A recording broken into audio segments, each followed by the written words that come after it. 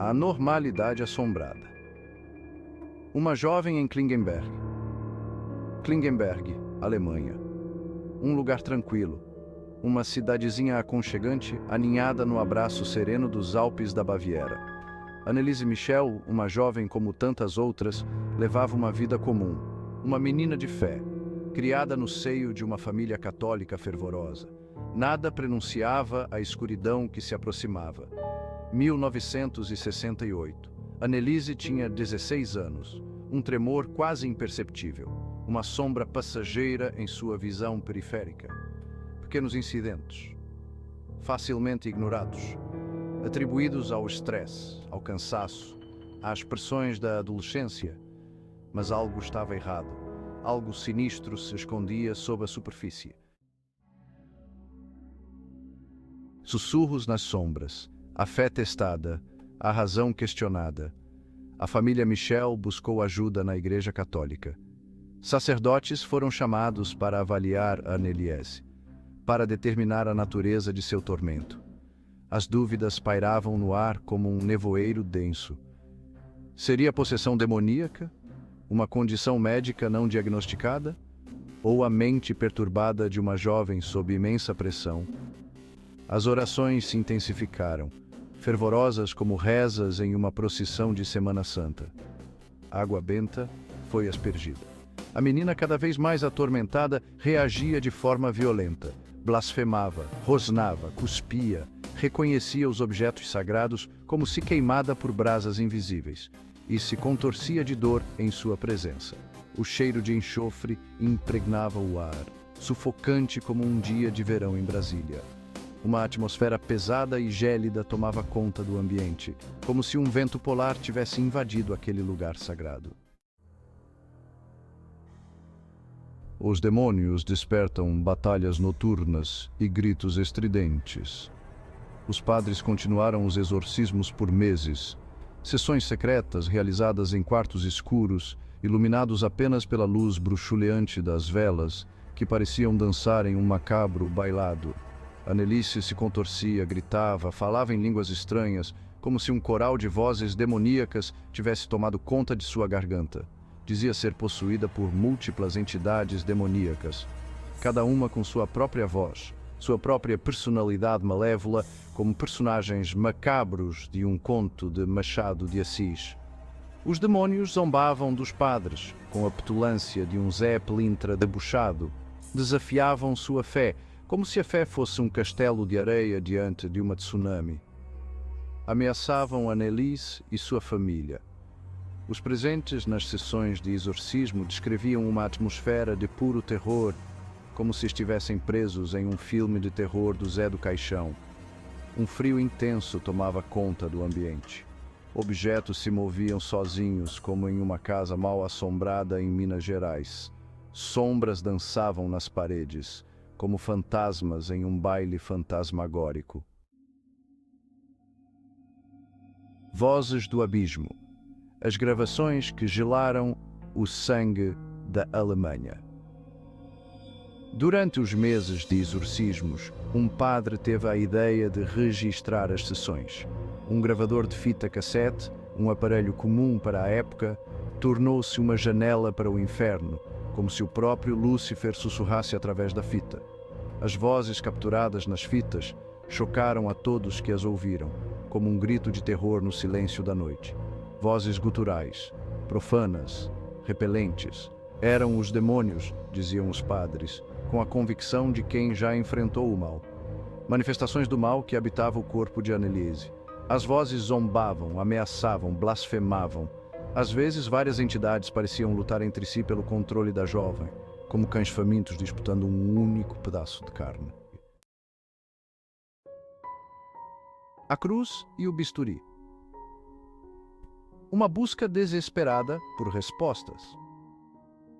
Enquanto os exorcismos prosseguiam, a saúde de Anneliese deteriorava rapidamente, como uma flor a murchar sob o sol implacável. A jovem se recusava a comer, afirmando que os demônios a proibiam, como se sua própria fome fosse controlada por forças ocultas. Seu corpo já frágil definhava a cada dia, como um rio que seca lentamente sob o calor do sertão.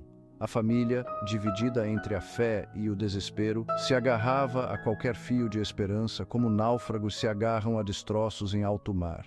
Alguns médicos foram consultados em segredo como se a medicina fosse um último recurso em um mar de dúvidas. Tentativas desesperadas de encontrar uma explicação médica para o sofrimento de Anneliese, como se a ciência pudesse decifrar os enigmas da alma. Mas a medicina parecia impotente diante daquilo que a ciência não conseguia explicar, como se estivessem diante de um enigma indecifrável. Os diagnósticos variavam de epilepsia a transtorno dissociativo de identidade. Nenhum tratamento surtiu efeito, como se a própria doença zombasse de seus esforços. A morte e o mistério.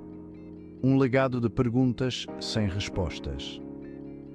Em 1º de julho de 1976, Anneliese Michel faleceu em sua casa, em Klingenberg.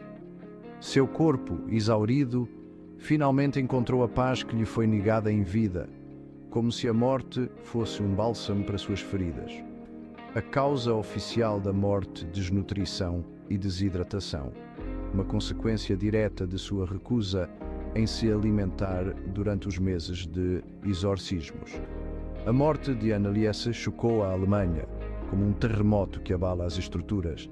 A jovem se tornou um símbolo da luta contra o mal, um exemplo trágico do poder da fé e da fragilidade da razão, como se sua história fosse um alerta para os perigos da fé cega e da ignorância.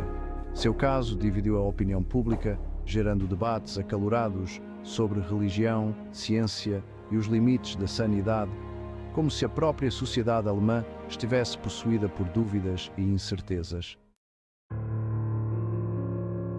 Ecos de Anneliese paralelos. Assustadores em um mundo sombrio.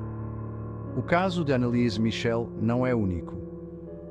Histórias de possessão demoníaca ecoam através dos séculos, como fantasmas que assombram a história da humanidade. Relatos de pessoas atormentadas por forças malignas, de batalhas entre o bem e o mal, travadas na alma humana, como se o homem fosse um campo de batalha para forças ocultas. Fenómenos inexplicáveis que desafiam a lógica e a razão, como charadas que desafiam a mente humana. Nos Estados Unidos, o caso de Roland Doe, que inspirou o livro e o filme O Exorcista, aterrorizou uma nação, como se a ficção tivesse se tornado realidade. Na Romênia, o caso das freiras de Tanacu chocou o mundo com sua violência e brutalidade, como se o próprio inferno tivesse se instalado naquele convento. Histórias de possessão demoníaca continuam a surgir, desafiando nossa compreensão do mundo e de nós mesmos, como se o véu entre o real e o sobrenatural estivesse se tornando cada vez mais tênue. Véu entre os mundos, a busca eterna pela verdade no desconhecido.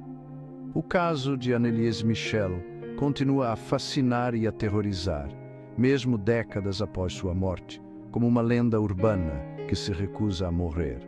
Um lembrete sombrio de que existem mistérios no mundo que desafiam nossa compreensão, como enigmas que desafiam a mente humana, que a linha entre o real e o sobrenatural, a sanidade e a loucura, pode ser assustadoramente tênue, como um fio de cabelo que separa a razão do delírio.